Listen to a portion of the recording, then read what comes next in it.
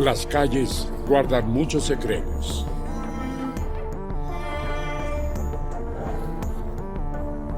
Desde callejones en el corazón de Londres hasta el camino rural más tranquilo, todos han sido testigos de crueldad, violencia, celos y desesperación. Han visto crímenes pasionales y asesinatos a sangre fría. Han visto a asesinos escapar y asesinos llevados ante la justicia. En esta serie investigaremos los crímenes más notorios y los misterios intrigantes. Historias de hombres y mujeres quemados, de la policía que los persiguió y de las víctimas que se quedaron atrás, de los archivos de Scotland Yard y mucho más allá. Esta es la oscura historia de nuestras calles. Mapas de asesinatos, presentado por Nicholas Day.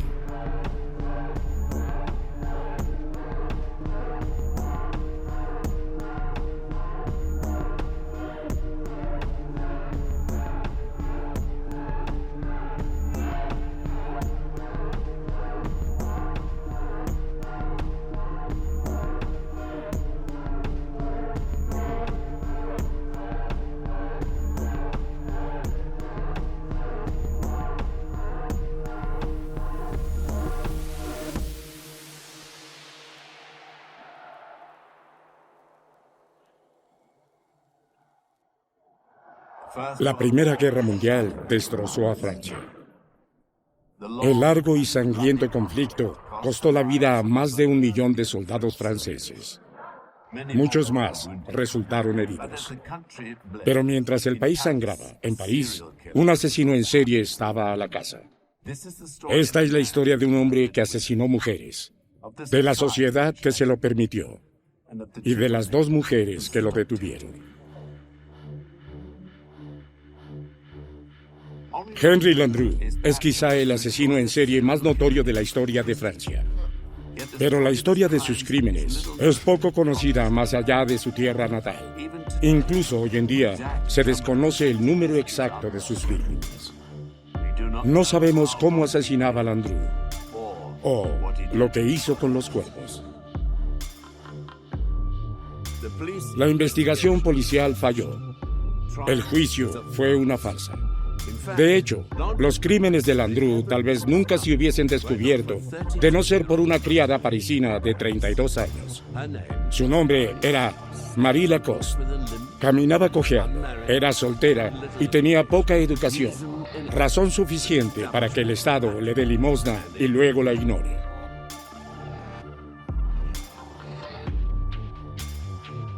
En Francia, toda la idea de la igualdad, uno de los grandes ideales de la Revolución Francesa que se aplicaba a las mujeres, no progresó. Francia tenía algo llamado el Código Civil, que fue establecido por Napoleón a principios del siglo XIX. Y según el Código Civil, las mujeres tienen el mismo estatus que los niños y que los dementes. Las mujeres no eran consideradas personas aptas para administrar sus propias finanzas. Sus hermanos, sus padres y luego cuando se casaron sus esposos cuidaron de su dinero. Las mujeres no eran tomadas en serio. No eran tomadas en serio como testigos creíbles. No eran tomadas en serio por no ser intelectuales. Su capacidad de decir la verdad fundamentalmente fue cuestionada, porque solo eran mujeres. Pero Marie no se dejaba disuadir, porque estaba convencida de que Landru era responsable de la desaparición de su hermana mayor, Celestine. Celestine había sido una mujer solitaria. Su marido había muerto en 1912 y su hijo, Gastón, estaba en el ejército. Luego, el 1 de mayo de 1915, vio un anuncio de corazones solitarios. Salía en el periódico Le Journal y decía: Monsieur, 45 años, soltero, sin familia, ahorros de 4.000 francos, con casa propia, desea casarse con una dama de edad y situación similar. Celestine respondió de inmediato: El hecho de que la guerra eliminó a la gran mayoría de los hombres jóvenes y sanos fue algo que tuvo un efecto muy negativo en las posibilidades de las mujeres de poder casarse.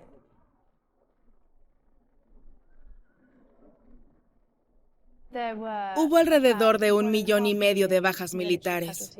Eso significa que la población de hombres jóvenes está bastante diezmada, literalmente. Y también, después de la Primera Guerra Mundial, hay 600,000 viudas en Francia. Este es un cambio demográfico masivo. Básicamente, hay una oportunidad porque hay muchas mujeres cuyos maridos han sido asesinados en el frente. Y ya sea por amor o por dinero, ya sea que estén solas o porque necesiten un hombre que las apoye, son muy vulnerables. Las mujeres fueron criadas en esta época para confiar en los hombres, para creer que los hombres respetables les iban a decir la verdad y eran dignos de confianza. Landru atrapa a Celestine en un momento muy vulnerable para ella. Está dolorosamente sola y es una mujer que quiere tener un marido, establecerse, ser respetable y tener una buena vida familiar. Landru se hizo pasar por Georges Fremier, un industrial de la ciudad de Lille ocupada por los alemanes. Su primer encuentro pareció ir bien, pero luego Fremier desapareció. Celestine debió pensar que el mundano y oscuramente apuesto Monsieur de Lille había encontrado un mejor prospecto. Por eso, ella estaba encantada cuando él volvió a visitar su apartamento en el verano de 1916. Y pronto se habló de matrimonio. La idea horrorizó a la hermana menor de Celestine, Marie.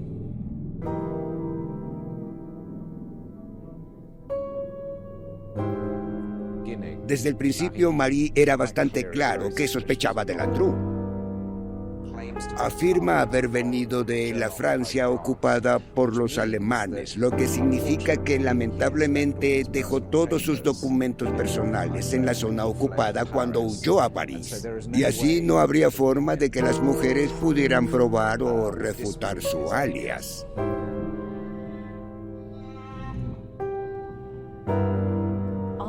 Si no estoy segura de que a Marie le disgustara a Landru desde el principio, sospecho que a ella le empezó a disgustar más por lo que representaba que por su personalidad. Es la forma en que lo hace. Creo que más que nada aquí es donde creo que Landru deja escapar todo. Es demasiado efusivo, es demasiado meloso. En realidad tiene un vocabulario muy amplio y está lleno de elogios floridos. Y en general como si hechizara a las mujeres a las que intentaba seducir. Pero Marie no se dejaba engañar por eso.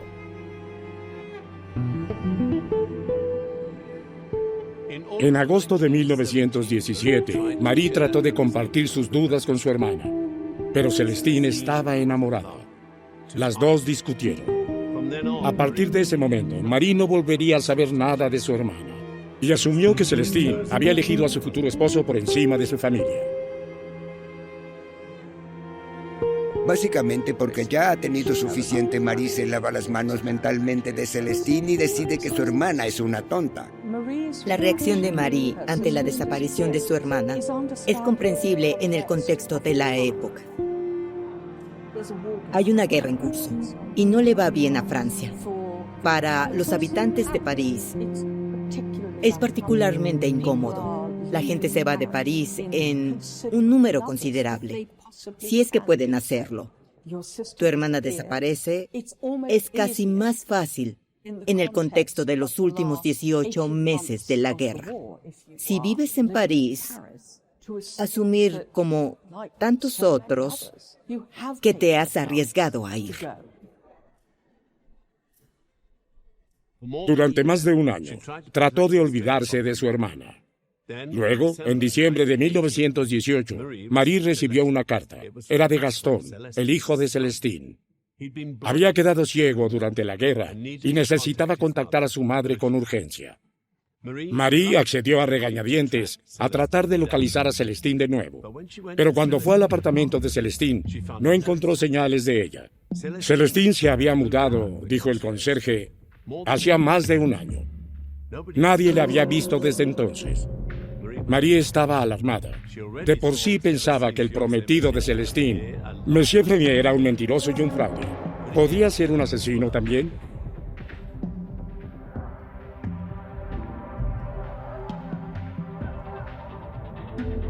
Era enero de 1919. La Primera Guerra Mundial por fin había terminado. Pero la batalla privada de Marie Lacoste con el asesino en serie, Henri Landru, estaba apenas comenzando. Nadie había visto a su hermana, Celestine, en más de un año. No había habido cartas, telegramas o llamadas telefónicas. Había desaparecido.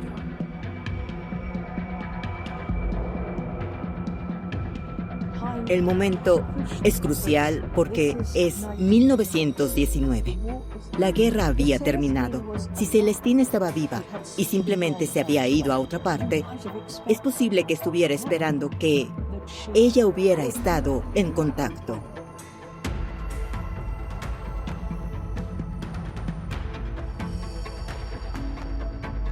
María había sospechado durante mucho tiempo de Landru, pero no creía que su hermana estuviera en peligro físico hasta ese momento.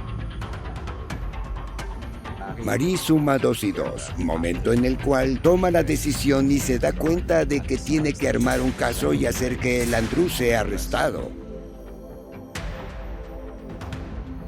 A Marie nunca le había gustado el prometido de Celestine, el misterioso industrial, que se hace llamar Georges Fremier. Estaba segura de que él estaba detrás de su desaparición. Entonces, el 11 de enero de 1919, Marie se presentó en una estación de policía de París. Se llevó consigo un expediente de pruebas. Describía a Fremier y Villatric, su extraña casa en las afueras de París. Describía el dinero que le había quitado a Celestine antes de su desaparición. Describía todas las veces que Fremier había ido a la puerta de Marie, insistiendo en que Celestine estaba viva y bien. El expediente era detallado y completo. La policía no mostró interés alguno.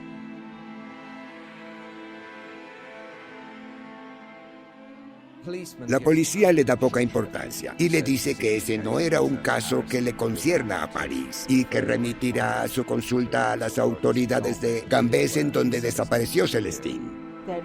No hubo interés. Ella no parecía que tuviera derecho a preguntar. Les pareció que solo buscaba entrometerse en la vida privada de alguien y que no era más que una mujer conflictiva. Por lo tanto, se consideró que no era importante y hasta algo impropio. Desesperada, Marie envió una carta al alcalde de Gambès, rogándole que investigara.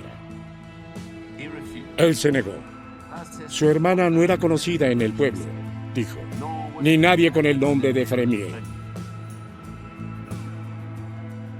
Las últimas líneas de la carta del alcalde ofrecieron esperanza a Marie, ya que la joven criada de París no era la primera mujer en preguntar por el hombre que vivía en la Villatric. Tal vez, sugirió el alcalde, Marie podría contactarla en su lugar.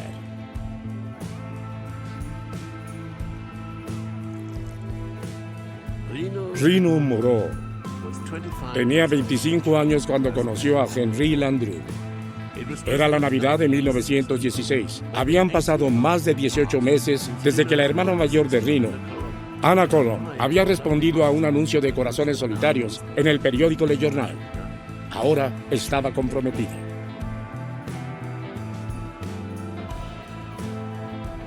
Anna Colomb era una mujer que parecía ser muy discreta en su vida personal. Está muy unida a su familia que vive en París y en particular a su hermana menor, una hermana mucho menor que Victorine. Tiene unos 20 años menos que ella. Anna es muy capaz de cuidar de sí misma. Sin duda, es muy ahorrativa y tiene una cantidad decente de sus ahorros, trabajando eventualmente como mecanógrafa en un grupo de mecanografía en París. Ese es un lado de la vida de Anna. Ahora, por otro lado, también lleva una larga lista de amantes conocidos. No hay nada malo en eso, pero ella tiene una niña y el padre es probablemente uno de estos amantes, un hombre llamado Bernard.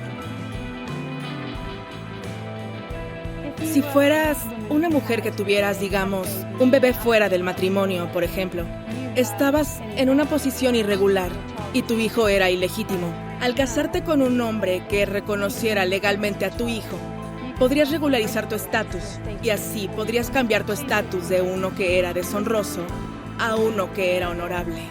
Y él estaba ofreciendo esa posibilidad.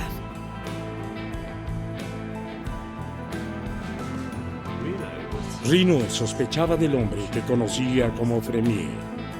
Durante mucho tiempo había evitado reunirse con la familia y a Ana le había confiado que usaba un nombre diferente para reclamar beneficios del gobierno. Eso era un fraude. Rino estaba ansioso por verlo más de cerca en la cena de Nochebuena.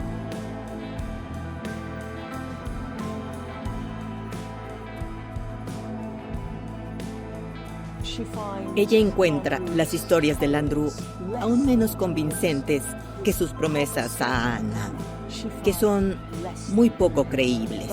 Pero Ana quiere creerle. Y eso debe haber molestado y enfurecido a Rino. Esta pretensión de que Fremier, como ella lo conoce, este tipo del norte de Francia, la Francia ocupada por los alemanes que dice ser un industrial propietario de una fábrica, le está pidiendo dinero a Ana. ¿Por qué está haciendo esto? Rino es bastante astuto y ella puede ver que en realidad no es verdad.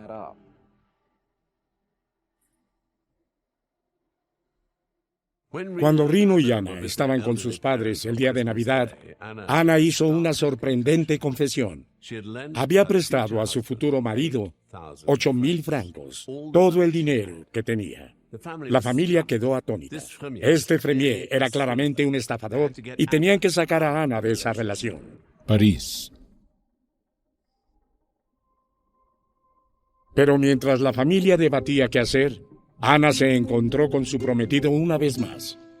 El 26 de diciembre, la pareja tomó un tren desde París hacia el pueblo de Gambé. Landru compró las entradas, un regreso para él y un boleto de ida para su futura novia. Gambés. Durante los siguientes 9 meses, Rino se preocupó cada vez más. Nadie había visto a Ana, pero la policía no estaba interesada y ni siquiera la registró como persona desaparecida. Finalmente, Rino inició una investigación por su cuenta. Victorine, aunque nunca había estado en Gambés, buscó cómo escribirle al alcalde de Gambés y decirle: mi hermana ha desaparecido. Y ese es el hombre que conocí, se llama Fremier. Aquí es donde vivió. ¿Tiene algún registro de él? Deben haber estado bastante seguros en Gambés de que la persona que estaba identificando era, de hecho, la persona que conocían como Monsieur Dupont. Pero el derecho a la privacidad en una sociedad fuertemente patriarcal significaba que no le ibas a decir a una mujer que una propiedad pertenecía a alguien que estaba usando otro nombre. Él escribe una carta de regreso a la tercera vez que pregunta, porque primero no responde, diciendo: lo siento mucho, no tenemos registro de nadie llamado Fremier en el pueblo, no puedo ayudarte.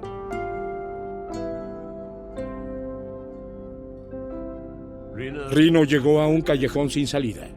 Se desesperaba por no encontrar a su hermana, hasta que a principios de 1919 recibió una carta de Marie Lacoste. Estas dos mujeres muy diferentes, de diferentes clases sociales, por lo tanto, no eran aliadas naturales. Pero creo que lo que probablemente las habría unido a ambas fue el hecho de que eran inteligentes y estaban furiosas. Empiezan a hablar con amigos y amigos de amigos, gente que podría tener algún recuerdo de algo que Celestine podría haber dicho, o algo que Ana podría haber dicho.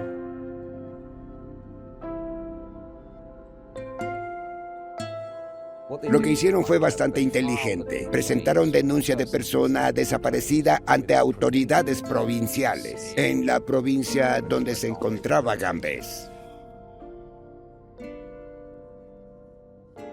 Eso significa que obligaba a las autoridades en virtud del derecho civil a proseguir con la investigación. Sabían que tenía razón, por lo que tenían que encontrar una manera de asegurarse de que esta información se recibiera. Necesitaba ser tomado en serio, pasar por un hombre, y un hombre respetable. Rino hace que su padre, que estaba bastante mayor, que en realidad no ha tenido nada que ver con la investigación, ponga su nombre. En la denuncia no tiene el nombre de Rino. Finalmente, las autoridades comenzaron a interesarse por las mujeres desaparecidas, pero sus investigaciones fueron poco diligentes y no encontraron rastro del hombre que se hacía llamar Georges Fremier. Una vez más, fueron las mujeres las que hicieron el trabajo de la policía. Una amiga de Marie vio a Landru en una tienda de París.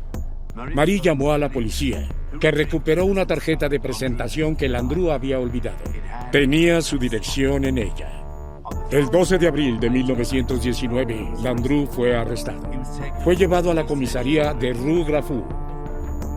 Encontrado entre las posesiones de Landru, había un pequeño cuaderno negro. Estaba lleno de un revoltijo de notas, códigos y diagramas, fechas, horas, gastos y ganancias. Y en una página por lo demás limpia, una lista de nombres de mujeres.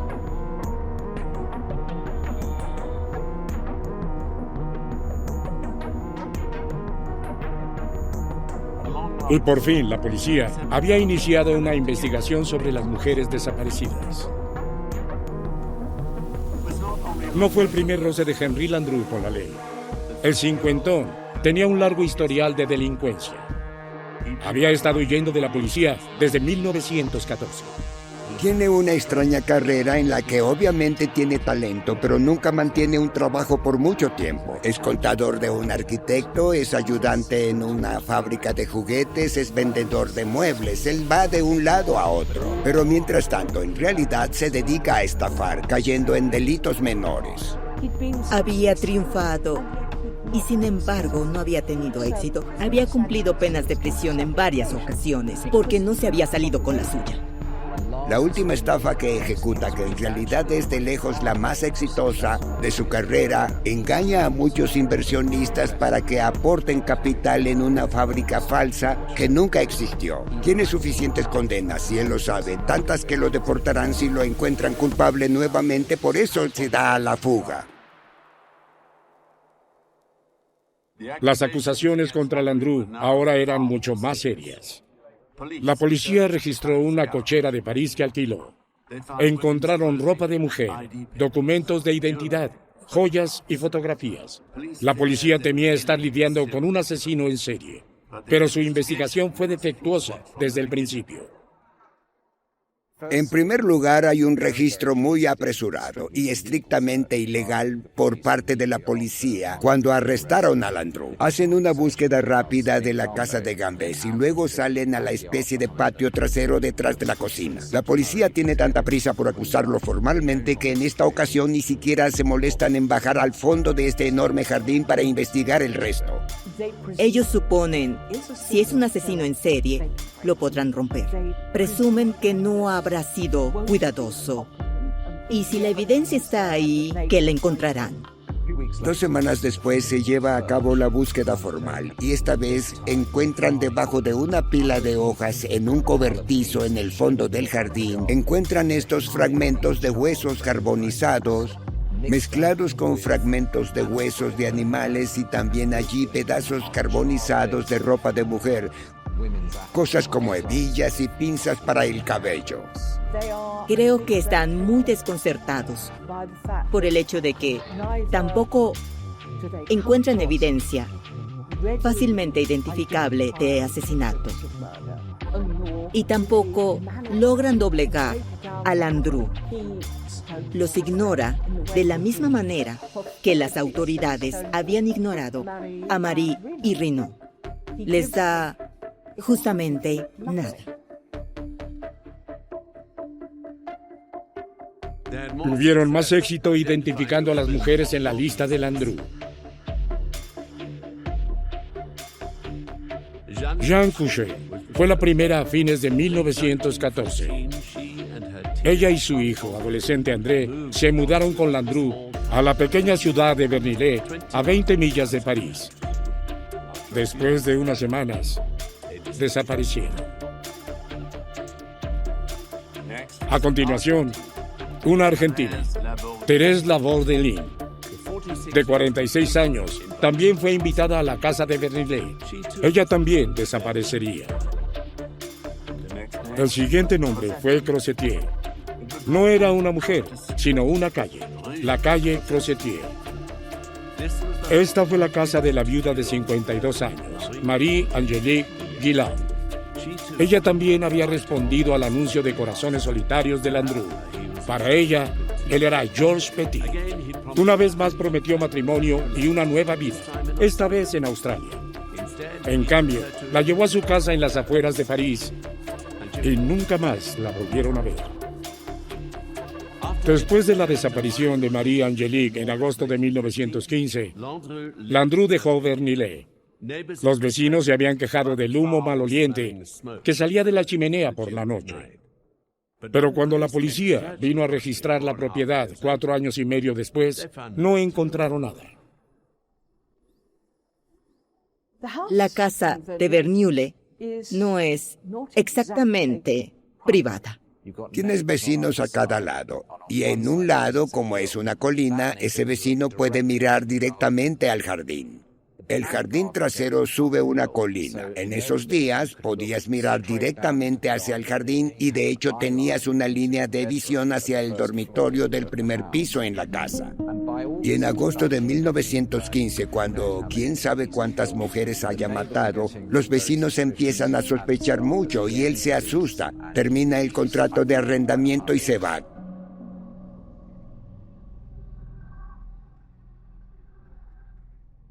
Villatric se encuentra a las afueras del pueblo de Gambé.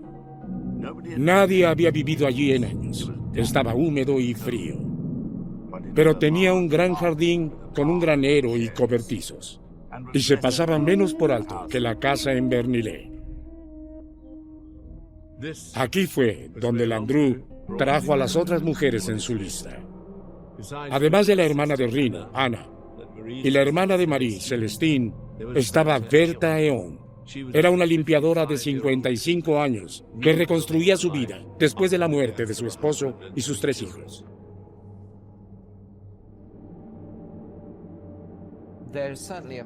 Ciertamente hay un patrón donde lo más siniestro es que la última vez que los lleva a Gambés, compraba un billete de ida y vuelta para él a la estación de tren cercano y un billete de ida para las mujeres. Algunas de las mujeres desaparecían casi inmediatamente en su primera visita. Otras se veían alrededor del pueblo. Como eran tiempos de guerra, la preocupación estaba en otra parte. Estaban con todos los hombres que se habían ido al frente.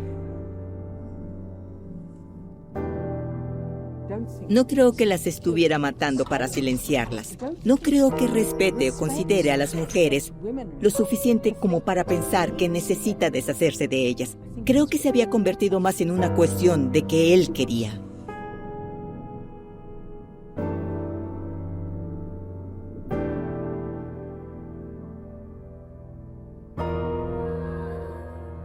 André Babela era una joven de 19 años que Landru recogió en el metro.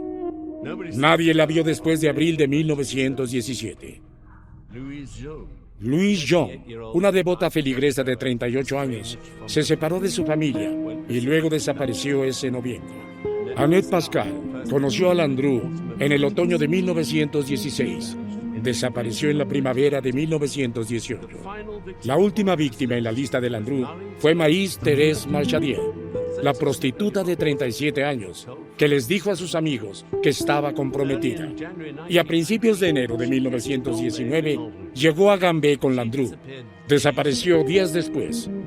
Dentro de unos meses, la policía estaría en la casa buscando sus restos y los de todas las demás. quedarían decepcionados.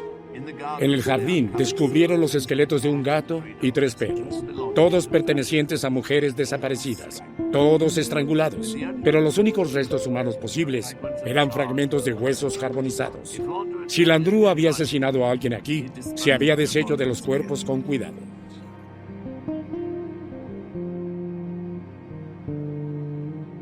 La policía tuvo problemas tratando de probar lo que él había hecho. Landru habrá sabido que las cosas más desafiantes en términos de identificación iban a ser manos, pies y la cabeza. Y lo más probable es que cortó las extremidades y casi con certeza las quemó en ese conveniente, manejable, pequeño pero operativo horno. Hay varios episodios en los que se huele mal humo y se ve salir de su chimenea.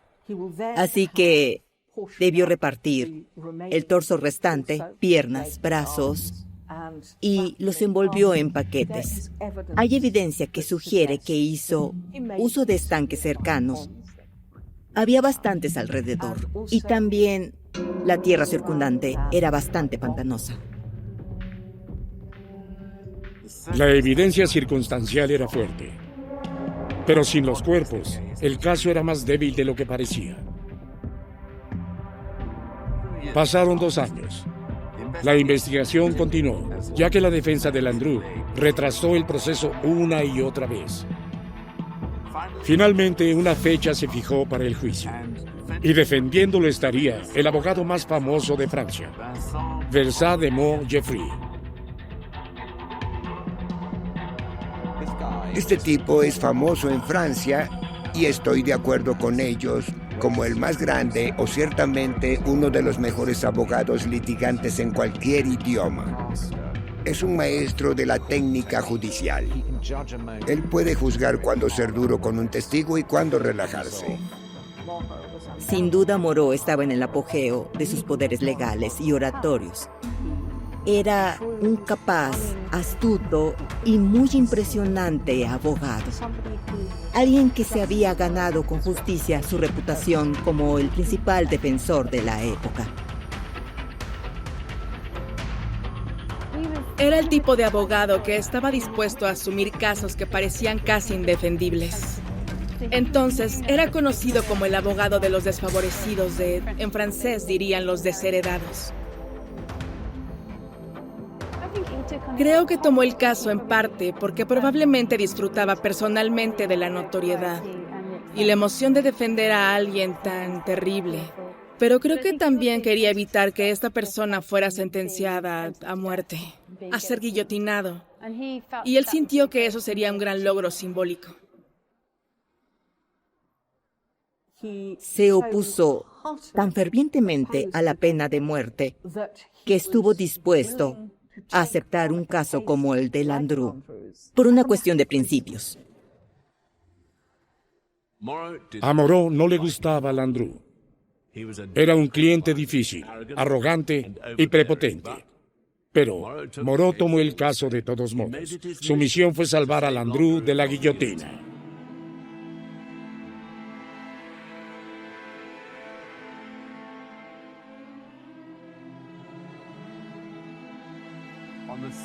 El 7 de noviembre de 1921 comenzó la audiencia de Henri Landru en Versalles. Marie Lacoste y el incansable trabajo de detective de Rino Moreau había llevado a Landru a la corte. Pero aquí, los hombres estaban peligrosamente a cargo una vez más, y el juicio se estaba convirtiendo en una farsa.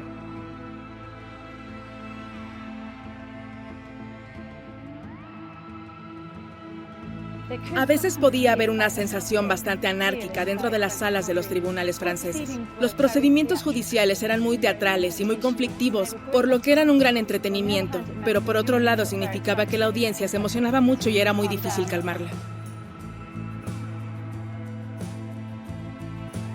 El quórum era demasiado pequeño, era solo una sala de audiencias abarrotada, tal vez con una capacidad de 250.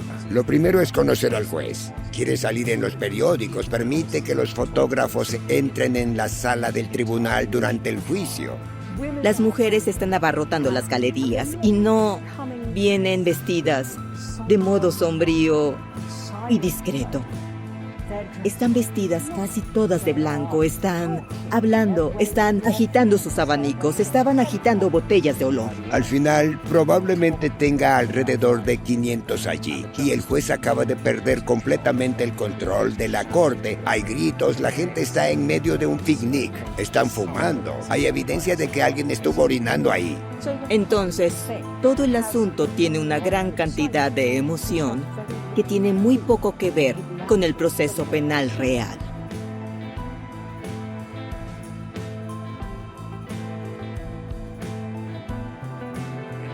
Era el 9º día del juicio y llegó el turno de Marie Lacoste. Su colega detective aficionada, Reno Moreau, ya había declarado. Ella se había enfrentado al hombre que creía que mató a su hermana. Había cumplido con su deber. Ahora era el turno de Marie. Ella no defraudó a su hermana Celestine. Su evidencia fue muy posiblemente uno de los testimonios más poderosos dados. Se apega mucho a su declaración como testigo y es muy sencilla, fundamentada y detallada, un poco como ella. Marie Lacoste es convincente por su propia y absoluta convicción y su absoluta sinceridad. Landru trató de mirar a las mujeres que testificaban en su contra y algunas de ellas simplemente no pudieron soportar. Estaba claro que no se sentía intimidada por él y al final de su testimonio hay un momento muy revelador antes de irse y se pone de pie porque le han permitido sentarse casi seguro por su pobre pierna coja. Y se vuelve hacia el jurado que está detrás de ella todos estos hombres y ella solo dice: este hombre asesinó a mi hermana. Era su ira. Era su pasión de que Landru fuera responsable. Eso es lo que hace que su testimonio sea tan poderoso.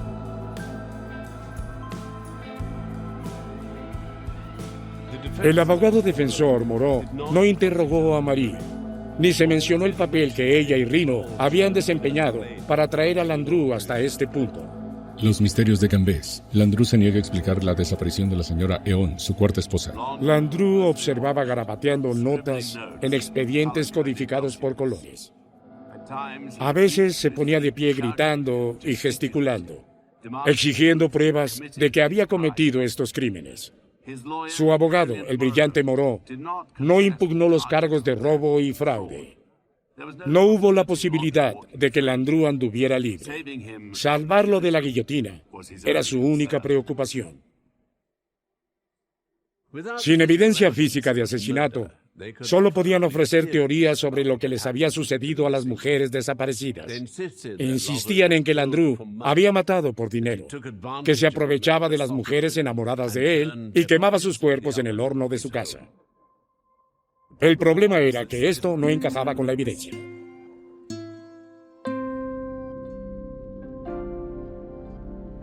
No creo que se pudiera presentar un caso creíble en el que Landru matara por dinero. Varias de sus víctimas no tenían dinero. Me parece que la mayoría de sus crímenes fueron motivados por fantasías de poder. Quería tener poder, quería controlar a la gente. Lo que tiene mucho más sentido es que Landru tenía un apetito sexual voraz y buscaba constantemente parejas sexuales y que, después de haber matado una vez, estaba preparado para hacerlo de nuevo, muchas veces. Entonces te preguntas, bueno, ¿por qué construyeron este caso? Que dependía tanto de la idea de que era un solo motivo, el dinero y nada más. Creo que fue porque estaban tratando de construir un caso que fuera lo suficientemente simple para que el jurado lo entendiera debido a la escala de lo que había hecho.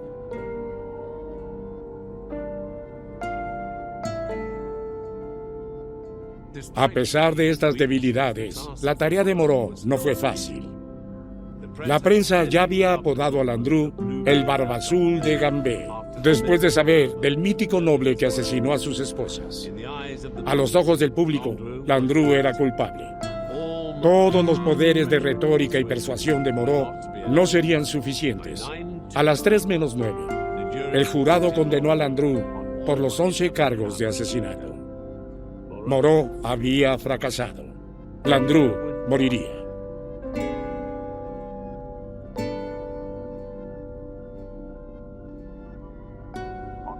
El 25 de febrero de 1922, se erigió una guillotina fuera de la prisión de Versalles. A las 6:04 de la mañana, sacaron a Landru. Su barba había sido recortada hacia atrás y vestía una camisa sin cuello. Nada podría perturbar el camino de la hoja. Allí, para presenciar su muerte, estaban su abogado Moreau y el representante del gobierno. Más allá del cordón policial, se reunieron multitudes. Con los brazos y las piernas inmovilizados, obligaron a Landru a ponerse de rodillas. Su cabeza fue colocada en posición. Luego el verdugo soltó la cuchilla. El asesino en serie más notorio de la historia de Francia estaba muerto.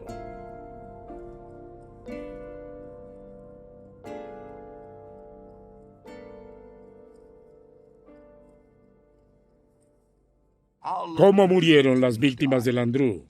¿Y qué pasó con sus cuerpos? También son misterios. Al igual que el verdadero número de mujeres que mató. Condenado por 11 asesinatos, muchos creen que fue responsable de muchos más. Es casi seguro que Landru mató a más mujeres de las que se sabe. Tenía una propensión particular a enfocarse en mujeres vulnerables. Y esas eran el tipo de mujeres que a menudo se volvían invisibles para la sociedad. Su desaparición no habría sido particularmente notada. Es interesante que descubrieran evidencia de 282 estafas. Aunque buscaron a las que podrían haber declarado, no se les dio seguimiento. Además, sabemos que había 72 estafadas que no fueron rastreadas por la policía. Creo que Landru no se propuso ser un asesino, se convirtió en uno. Quiero decir que no era como si hubiera alguna evidencia de que él matara antes de la Primera Guerra Mundial. ¿Por qué mató a las demás? Creo que la terrible verdad es que al final todo se redujo a odio a las mujeres. Henri Landru trató de borrar a sus víctimas. Tal vez las quemó en su horno o las tiró en lo profundo del bosque. Pero hay cosas que ni el más decidido de los asesinos puede borrar.